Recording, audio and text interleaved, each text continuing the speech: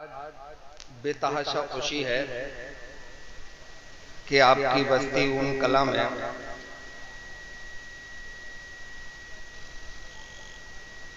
हुजूर रफीक मिल्लत की जलवागरी हुई।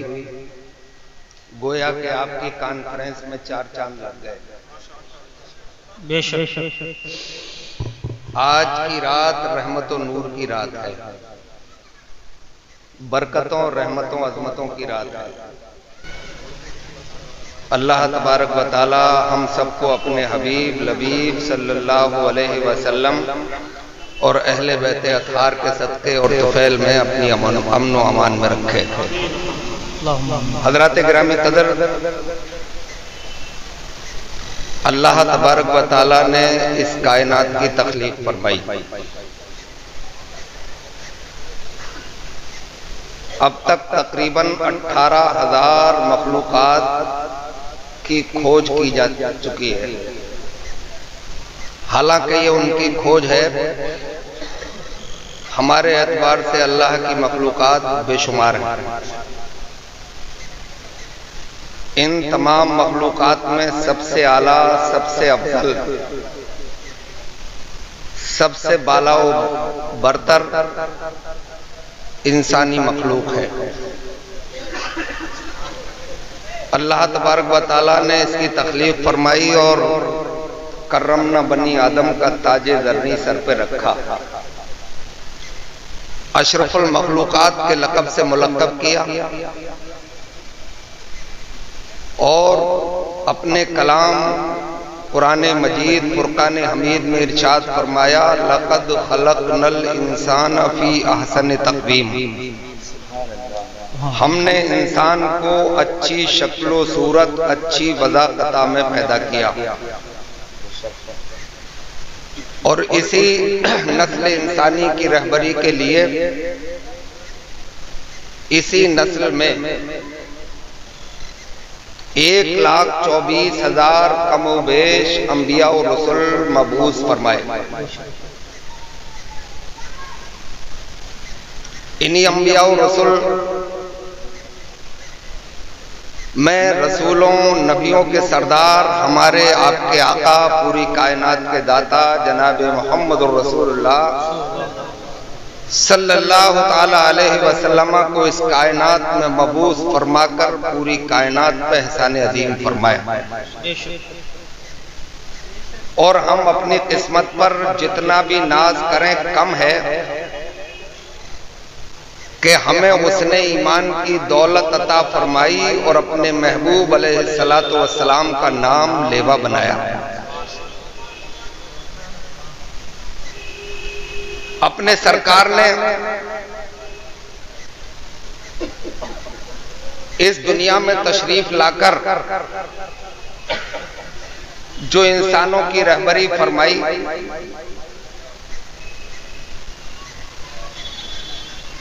उसी से कामयाबी और कामरानी के रास्ते हमवार होते हैं। वो अपने आका सल्लल्लाहु अलैहि वसल्लम क़यामत तक जितने आने वाले भी मौज़ूआत हैं, सबके बारे में सरकार अलैहिस्सलातु वस्सलाम ने हमें आगाह फरमाया।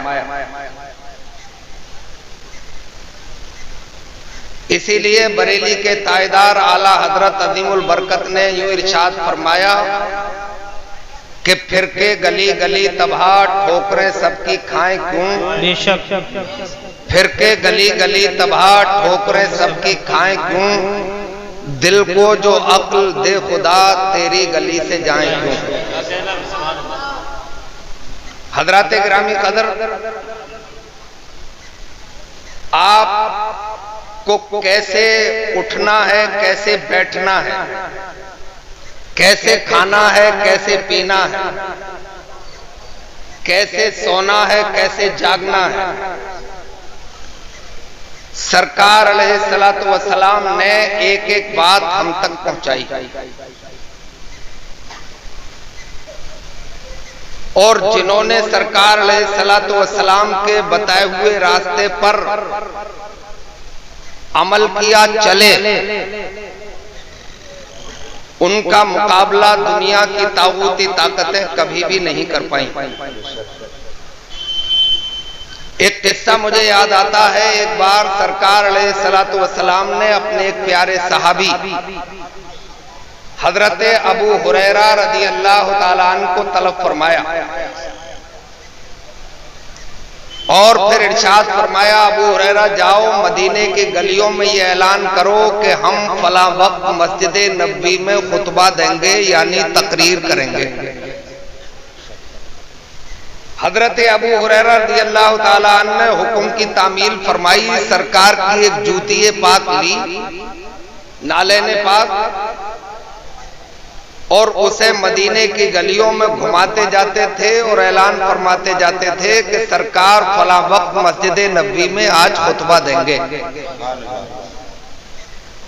लोगों ने सुना, मस्जिद नबवी की तरफ दौड़े, सफे बन गई। सरकार अलैहिस्सलातु वस्सलाम का खुतबा शुरू हुआ, तकरीर शुरू हो गई। आपका बात शुरू हुआ तो जो लोग पिछली सुफूफ में थे उन्होंने कोशिश की कि हम अगली सफ में पहुंच जाएं, तो एक दूसरे के सर को कूदने की जब कोशिश की तो सरकार ने इरशाद फरमाया, जो जहां है वहीं बैठ जाए। एक सहाबी ऐसे भी थे कि जो मदीने शरीफ के किनारे पे रहते थे, देर हो गई थी आने में, जब सरकार फरमा रहे थे जो जहां है वहीं बैठ जाए, वो मस्जिद नबवी के दरवाजे पर थे, वहीं बैठ गए। खुतबा मुकम्मल हो गया, दुआ हो गई, लोग उठ के जाने लगे। एक सहाबी हैं जो मस्जिद नबवी के दरवाजे पे बैठे, जो गुजर रहा है वो कह रहा उठो, मगर वो टस से मस नहीं होते। हजरत उमर आ गए, उन्होंने फरमाया क्यों बैठे, उठो। अर्ज किया, मैं उमर जानता हूं तुम्हारा मिजाज गर्म है, तुम्हारे खून में हिद्दत है, मगर उठूंगा तुम्हारे कहने से भी नहीं। बोले वजह? बोले जिस आवाज को सुन के बैठा हूं वही आवाज मुझे उठा सकती है। हजरत उमर मुस्कुराए और वापस हुए, सरकार की बारगाह में अर्ज किया, रसूल अल्लाह, वो सहाबी जो मदीने शरीफ के किनारे पे रहते हैं वो दरवाजे पे बैठे हैं। बोले उठा देते। बोले मैंने कोई अकेले उठाया, जो गुजरा उसी ने कहा, मगर वो टस से मस नहीं हुए। बोले क्या बोलते हैं? बोले ये कह रहे हैं कि उठूंगा उसी आवाज को सुन के जिस आवाज को सुन के बैठा हूं। सरकार तशरीफ लाए और इरशाद फरमाया खड़े हो जाओ। खड़े हो गए। सरकार ने फरमाया तुम उठ क्यों नहीं रहे थे? सरकार, मैं दूर से आया था, देर हो गई थी। जब आप इरशाद फरमा रहे थे जो जहां है वहीं बैठ जाए, मैं यहीं था, मेरी हिम्मत थी कि मैं कदम आगे बढ़ा देता। आपकी आवाज सुनी, मैं यहीं बैठ गया। अब ये मुझे उठा रहे थे, मैं कैसे उठ जाता? जब आपकी आवाज सुन के बैठा, अब आपकी आवाज सुन के उठा। तो सरकार ने इरशाद फरमाया, उमर सुनो, जितने असहाब यहां मौजूद हैं सब सुने, और जो यहां मौजूद नहीं है उन तक ये मेरा पैगाम पहुंचा दें। जब तक मेरे प्यारे सहाबी जैसा जज्बाए इताअत व फर्मा बरदारी तुम्हारे दिलों में रहेगा, तुम्हारे परचम को कोई झुका नहीं पाएगा। और यही तो हुआ कि जब तक गुलामी मुस्तफा का पट्टा गले में रहा, दुनिया की आवाज नहीं लगी, तो वो भूखे रहकर भी इतने कामयाब थे कि जहां से गुजर गए, जिस जमीन के खित्ते पे कदम रख दिया, उसकी किस्मत को आसमानों से बुलंद कर दिया। कामयाबी के झंडे गाड़े। आज हम कामयाबी तलाशते हैं दुनियादारी में, कोठी में, बंगले में, लग्जरी गाड़ियों में। मैं ये दावा कर रहा हूं, मेरा ये चैलेंज है कि दुनिया में न कामयाबी है न ताकत है। तो ऐसे कह लो कि आपके बर्गर में ताकत नहीं है, आपके चाउमीन में दम नहीं है, आपके चिकन और मटन में ताकत नहीं है, काजू और पिस्ता में ताकत नहीं है, आपके केलाओं, सेब और अंगूर में दम नहीं है। मतलब अगर इनमें दम है तो सुनो, हैदर कर्रार शेरे खुदा है, 3 दिन का फाका है और सामने किलाए खैबर है, हाथ में जुल्फकार हैदरी है, इल्लल्लाह का नारा लगता है और खैबर का दरवाजा तोड़ दिया जाता है। इसका मतलब ताकत भी याद खुदा में है, दम भी गुलामी मुस्तफा में है, कुरान की तिलावत में है, 5 वक्ता नमाज में है, शरीयत को फॉलो करने में है। मेरे इस्लामी भाइयों, एक बार हजरत अली अखरोट तोड़ रहे थे, नहीं टूटा तो किसी साथी ने कहा हजरत अखरोट, और वो फिर बाबे खैबर। आपने जलाल में इरशाद फरमाया अगर कोई दूसरा खैबर हो तो ले आ, फिर तोड़ दूंगा।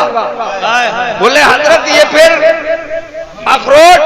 बोले इस पे हाथ की ताकत का इस्तेमाल किया जा रहा है, जब सामने खैबर आएगा तो फिर गुलामी मुस्तफा की ताकत का इस्तेमाल किया जाएगा, फिर याद खुदा का इस्तेमाल किया जाएगा।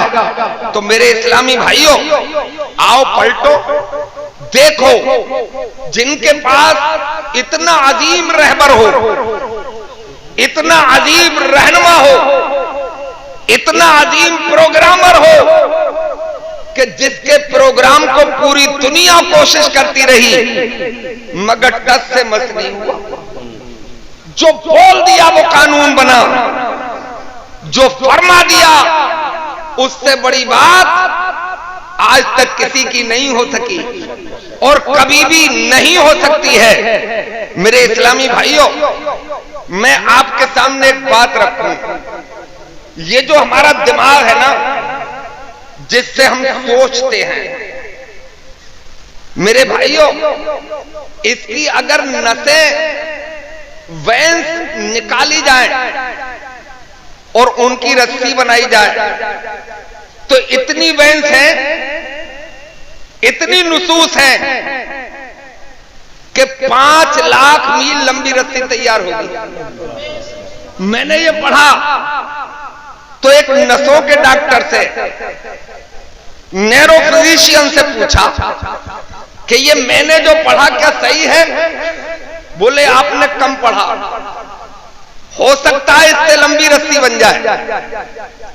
गोया के यहां से उसका एक सिरा लेके आप उड़े और चांद की दुनिया पे जाएं, उसे घुमा के लाएं, यहां दूसरे कोने में उसकी गांठ लगाई जा सकती है। ये इतना बड़ा फाइबर आपके दिमाग में मौजूद है, 5 लाख मील लंबा। जिसने कंप्यूटर बनाया, जिसने कंप्यूटर की खोज की, उसके दिमाग पर सर्च की गई, तहकीक की गई, तो उसका दिमाग सिर्फ 9% जाग रहा था, बाकी सो रहा था। किसी अवाम के आदमी के दिमाग पर तहकीक की गई तो वो 4% जाग रहा था, मगर किसी अल्लाह वाले, मुस्तफा वाले के दिमाग पर तहकीक की गई तो वो 13% जागा था, बाकी सोए हुआ था। इसका मतलब यह है कि हर 9% पर एक कंप्यूटर छुपा हुआ है, और है कितना? 5 लाख मील लंबा फाइबर। तो जब 9% जागता है तो दुनिया वालों को कंप्यूटर जैसा आला मिलता है। मेरे भाई, जब 9% का कमा लिए हैं, अब 13% जागता है, तो फिर एक बैक वक्त 70 मुरीदों के यहाँ खाना खाया जाता है। जब 13% जागता है तो माँ के पेट में 18 पारे हिफ्ज़ कर लिए जाते हैं।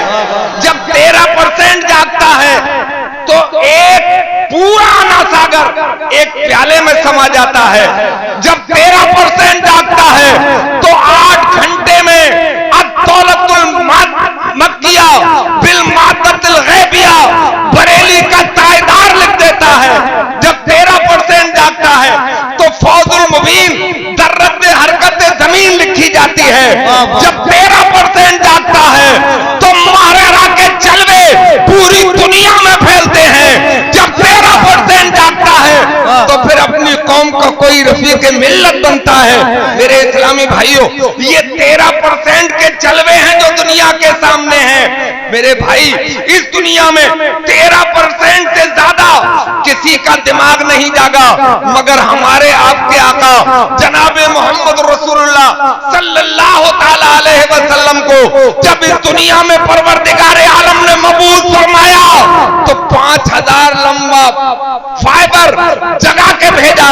तभी तो पूरी दुनिया को हैरत है कि जब टेक्नोलॉजी वजूद में नहीं आई थी, जब फिजिकल साइंस वजूद में नहीं आई थी, जब मुस्तफा जाने रहमत अपनी उंगली के इशारे से चांद के 2 टुकड़े फरमा रहे थे, डूबे हुए सूरज को इशारा करके वापस बुला रहे।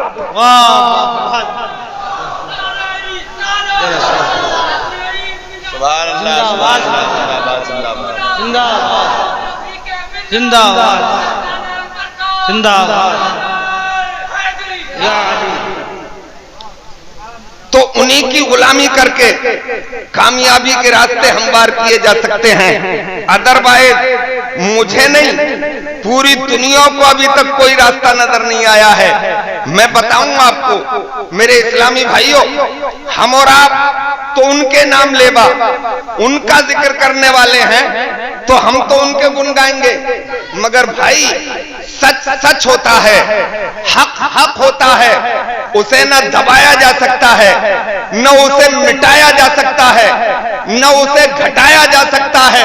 मेरे भाई, मैं आपको बताना चाहता हूं, एक बार सुभान अल्लाह बोलो तो मैं थोड़ी सी बात आगे बढ़ाऊं।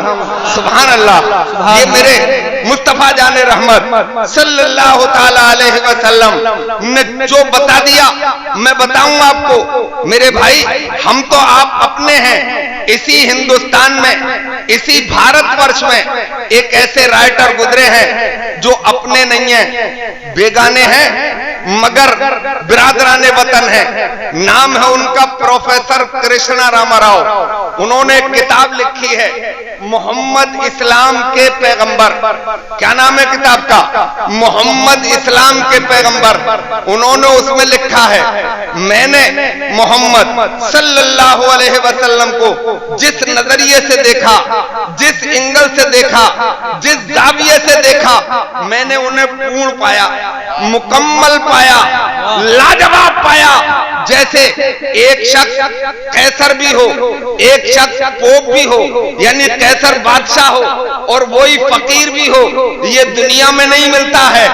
मगर मोहम्मद अरबी की शान ये है कि वो फकीर ऐसा है कि पेट से पत्थर बंधे हुए हैं, वो फकीर ऐसा है कि पहमत पे पहमत लगे हुए हैं, अपने ही हाथ से मोटे धागे से अपनी नाले ने पाक सी लेता है। मगर जब मैंने उसी पर्सनालिटी को एक हुक्मरान की हैसियत से देखा तो जमीन तो बेचती क्या है, मैंने उसके उंगली के इशारे पे चांद को फटते हुए देखा, वो इशारा कर दे तो कंकरों को कलमा पढ़ते हुए देखा, डूबे हुए सूरज को वापस आते हुए देखा। ये मोहम्मद अरबी की शान है। और जब मैंने उन्हें एक चीफ जनरल की हैसियत से देखा तो मैंने मैदान बद्र में उनके जलवे देखे कि मैदान बद्र में खजूरों की डंडियां लेके उतरते हैं उनके दीवाने, इल्लल्लाह का नारा लगाते हैं और तलवार वालों को मैदान छोड़ने पर मजबूर करते हैं। बेशक बेशक। हजरात गिरामी, तो ये मुस्तफा जाने रहमत सल्लल्लाहु अलैहि वसल्लम के फॉलोवर देखें आप, इस दुनिया में आज उनके जलवे हैं। बरेली के इमाम मोहम्मद रजा खान को देख लीजिए कि उन्होंने इतने उलूम पर किताबें लिखी। ये मेरे भाई कसबी इल्म नहीं हो सकता, ये इल्म अताई इल्म है। मुस्तफा से लो लगाई तो कामयाबी के झंडे गाड़े। आज देखें आप, आलम यह है कि बरेली में रहे मगर अमेरिका के रेडियो से भी आवाज आती है मुस्तफा जाने रहमत पे लाखों सलाम, शमे बज़ में हिदायत पे लाखों सलाम। बीबीसी लंदन भी बोलता है लमियाते नजीरो कफी नजरिन मिसले तो नशुद पैदा जाना। इसका मतलब यह है कि जो मुस्तफा से लो लगाता है वो इस दुनिया में कामयाबी के रास्ते खोजता है। आज मैं आप लोगों से अर्ज करने के लिए आया हूँ, इन बुजुर्ग की मौजूदगी में जिनके आने से रहमतें आती हैं, बरकतें आती हैं, और इनका पैगाम अजीम पैगाम है कि आज माहौल परागंदा है। इल्म की बहुत जरूरत है, सिर्फ मदरसे ही न हो बल्कि कॉलेज भी हो, यूनिवर्सिटियां भी हो, वो अपनी हो। मैं ये अर्ज करता हूं बारहा अपने लोगों से कि मालदारों, रईसों, कोठियां बनाते हो, बंगले तैयार करते हो, अगर आपको 5 मंजिल बिल्डिंग बनाना है, एक कम कर दो, उसके पैसे बचा के अपने बच्चों की तालीम पे खर्च कर दो। अगर 2 मंजिल बनाना है, एक ही मंजिल बना के रखो और अपने बच्चों की तालीम अपने ही इदारों में दिलाओ। दूसरों को में दिलाओगे तो हालात बड़े नाजुक हैं। बरेली का तखमीना है 3 महीने में 1000 लड़कियां गैर मुस्लिम लड़कों के साथ चली गईं। इसका मतलब यह है कि उनके कॉलेज में, उनकी यूनिवर्सिटीज में पढ़ती हैं, माहौल बिगड़ते हैं। जब अपना ही होगा तो इंशाअल्लाहुल अजीज कामयाबी के रास्ते होंगे।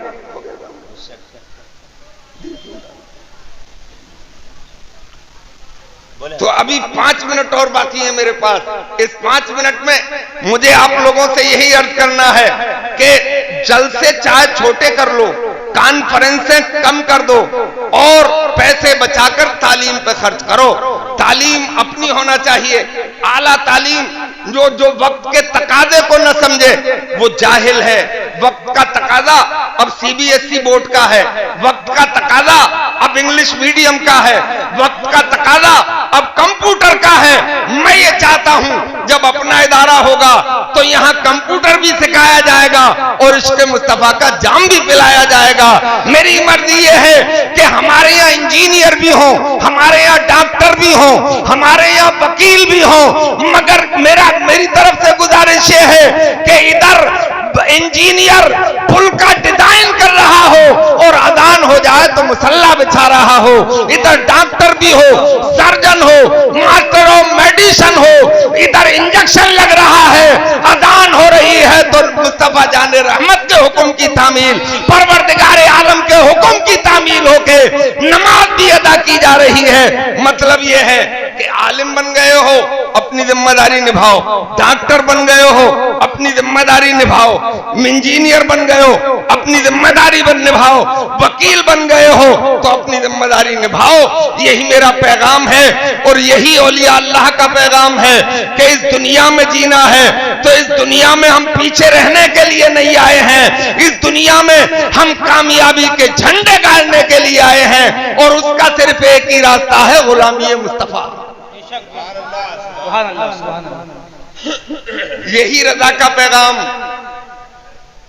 यही माहरा शरीफ का पैगाम, यही रफीक मिल्लत का पैगाम और हजरत के बड़े काम। माहरा शरीफ में शानदार दीनी इदारा और अलीगढ़ यूनिवर्सिटी में अलीगढ़ शहर में एक अजीमुशान यूनिवर्सिटी, वहां इंजीनियर भी, वहां डॉक्टर भी, मगर उस इंजीनियर का रंग इस्लामी रंग होता है, उस डॉक्टर का रंग इस्लामी रंग होता है, उस मेरे भाई MBBS का रंग इस्लामी रंग होता है। आप कुछ भी बनिए, हवाई जहाजों की गोद में खोलिए, झूलिए, आप बंगलों में रहिए, एसी गाड़ियों में घूमिए, मगर गुलाम मुस्तफा बनकर घूमिए। और नहीं वरना बेकार है कि मेरा फिलिस्तीन, मेरा बुखारा, मेरा उज्बेकिस्तान, मेरा कजाकिस्तान, ये सब किस्से और कहानियां होकर रह जाएंगे। रास्ता निकलेगा तो याद खुदा से निकलेगा, जिक्र मुस्तफा से निकलेगा, मस्जिद की 5 वक्ता नमाजों से निकलेगा, कुरान की तिलावत से निकलेगा। अल्लाह ताला आपको कामयाबी, वो कामरानी अता फरमाए और हमारे बुजुर्ग की आमद के सदके में पूरे इस इलाके में रहमत और नूर की बारिश फरमाए। अस्सलाम वालेकुम।